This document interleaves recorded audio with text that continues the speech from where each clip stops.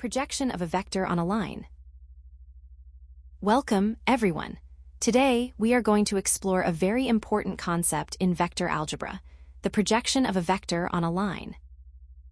To start our introduction, let's try to visualize what projection actually means without getting bogged down in heavy formulas just yet. Imagine you have two vectors, and you have a light source shining directly down, perpendicular to the second vector. The projection of the first vector onto the second is essentially the shadow that the first vector casts onto the second. It's that part of the first vector that lays down along the path of the second. If we look at this more mathematically, suppose we have a vector, let's call it a vector A, and we want to find its projection onto a specific directed line, which we will call line L. What we are really doing is calculating the specific component of vector that acts precisely in the direction of line L. In the next few slides, we will move from this visual idea of a shadow to the precise geometric steps and formulas you'll need to solve these problems numerically. Geometric understanding. Imagine we have a vector, let's call it vector AB, which starts at point A and ends at point B. Our goal is to project this specific vector onto a given line, which we will call line L. To understand this, I want you to follow a four-step visualization. First, take the tail of our vector, point A, and place it directly onto the line L. Second, from the head of the vector, which is point B, drop a perpendicular line straight down so that it meets the line L at a 90-degree angle. Third, let's label the exact spot where that perpendicular line hits the line L as point P finally. If you look at the segment from our starting point A to this new point P, the vector AP is what we call the projection of vector AB onto the line L. Now, let's talk about the magnitude, or the length, of this projection. If we let theta represent the angle formed between our original vector AB and the line L, we can look at the right-angled triangle ABP that we've just created. Using basic trigonometry, specifically the cosine ratio, we can determine that the magnitude of this projection is equal to the magnitude of vector AB, multiplied by the cosine of theta. Since we are dealing with a magnitude, which is a measure of length, we should use the absolute value of the magnitude of vector AB times the absolute value of the cosine of theta, to ensure our result is a positive value. Now that we have a conceptual idea of projection being like a shadow, let's move on to slide 2 to build a geometric understanding of how this actually looks on paper. In the next slide, we will see how we can use the dot product to calculate this value even when we don't know the angle theta. The scalar projection formula. Now, in the previous slide, we looked at the geometric view, where we saw that the magnitude of the projection depends on the cosine of the angle theta. But in practice, you won't always be given that angle theta directly. So, how can we find this value using only the vectors themselves? To do this, we are going to use the properties of the scalar product, which you might also know as the dot product. Let's break this down into two simple steps. Step 1, we need to use a unit vector. Imagine the line L that we are projecting onto. To represent the direction of this line, let's define a vector, p hat, which is a unit vector. Now remember, a unit vector is special because its magnitude is exactly 1. This makes our calculations much cleaner. Step 2, we apply the dot product. Recall the standard definition of the scalar product between two vectors, and B, it is equal to the magnitude of vector A, multiplied by the magnitude of vector B, all multiplied by the cosine of the angle theta between them. Now, watch what happens when we replace vector B with our unit vector, p hat. The formula becomes the dot product of vector A and p hat, which equals the magnitude of vector A times the magnitude of p hat times the cosine of theta. But here is the magic part. Since we established that the magnitude of p hat is just 1, that term essentially disappears from the multiplication. This leaves us with a very elegant and simplified formula.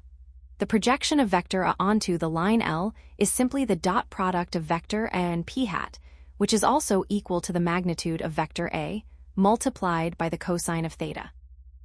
This is a powerful tool because it allows us to move away from measuring angles and instead use the algebraic power of the dot product. which we will apply more specifically to vector-on-vector projections in the next slide. Projection of vector \vec $A on vector \vec $B. Now that we have a geometric understanding of how a shadow is cast onto a line, let's move from the abstract idea of a line, L, to a more practical scenario. In many of your exam problems, you won't just be given a line. Instead, you'll be asked to find the projection of vector onto another specific vector. Let's call it vector B. In this case, vector B essentially acts as the direction for our line. Let's walk through the step-by-step derivation so you can see exactly where the final formula comes from. First, we need to find a unit vector that points in the same direction as vector B. Remember from our previous slide that a unit vector is crucial because it has a magnitude of exactly 1. To get this, we take vector B and divide it by its own magnitude, which we write as B with a hat on top, equals B divided by the magnitude of B. First, we need to find a unit vector that points in the same direction as vector B. Remember from our previous slide that a unit vector is crucial because it has a magnitude of exactly 1. To get this, we take vector B and divide it by its own magnitude, which we write as B with a hat on top, equals B divided by the magnitude of B. Second, we apply the projection formula we discussed in slide 3. We take the dot product of our original vector, and this new unit vector B hat. So, the projection of vector onto vector B is equal to a dot B hat. Finally, let's substitute the definition of the unit vector we just created into that equation. When we replace B hat with B divided by the magnitude of B, we arrive at our most useful working formula. The projection is equal to a dot B, all divided by the magnitude of B.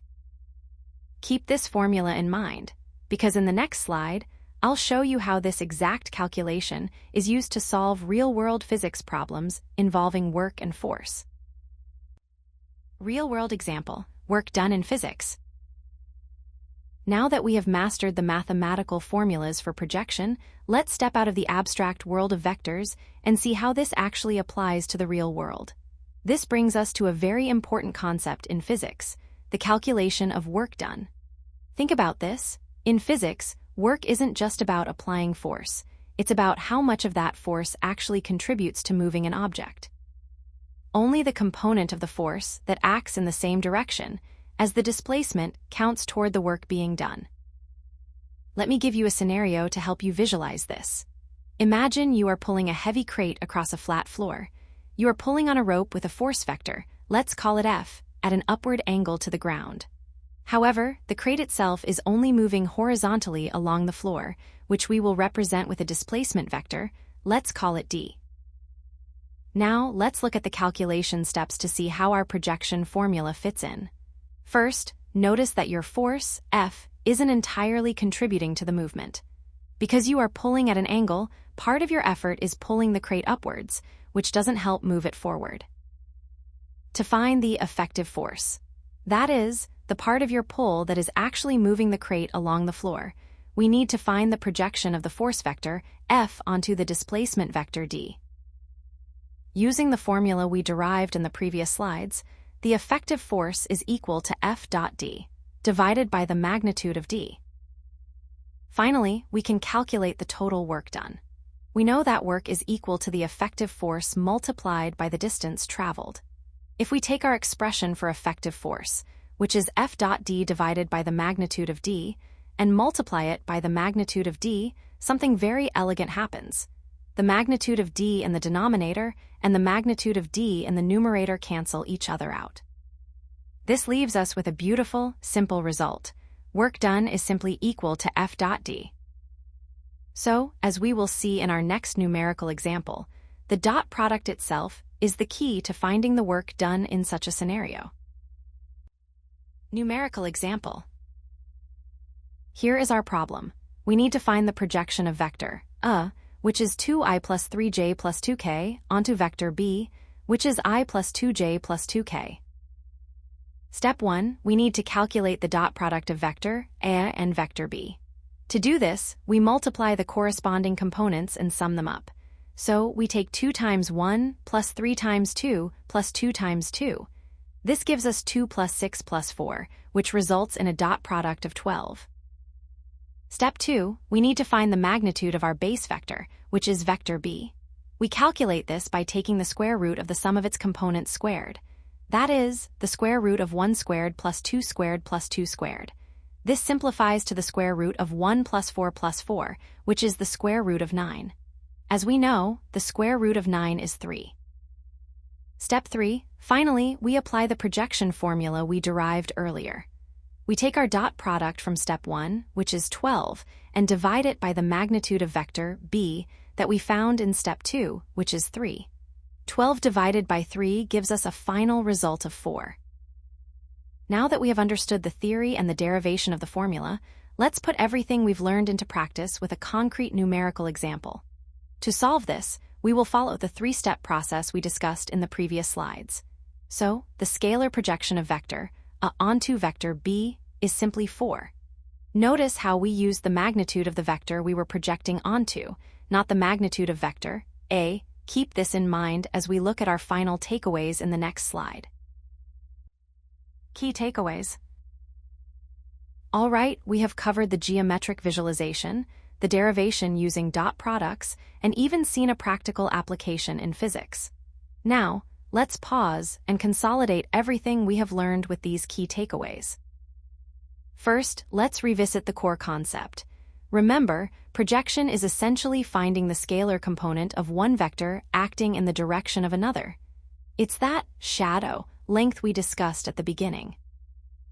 Next, let's look at our formulas. If you are working with a line and you have a unit vector, let's call it p hat, which represents the direction of that line. The formula is simply the projection of vector A onto p hat equals the dot product of vector A and p hat. If, however, you aren't given a unit vector, but instead have two standard vectors, A and B, you can use the second formula we derived. To find the projection of vector A onto vector B, you take the dot product of vector A and vector B, and then divide that result by the magnitude of vector B. Finally, and this is a very important distinction to keep in mind for your exams, the result of a scalar projection is a scalar, which is just a real number, not a vector.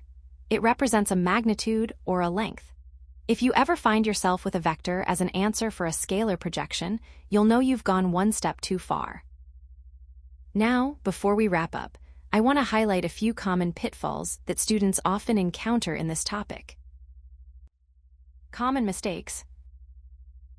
Now, before we wrap up today's lesson, I want to pause and highlight some common pitfalls. I've seen many students stumble on these specific points during exams, so please pay close attention to these 3 common mistakes. First, let's talk about confusing the denominator. When you are performing a projection, it is very easy to get mixed up about which magnitude to use.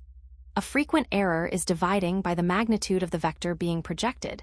That is, the magnitude of vector A. However, remember our derivation from the previous slides.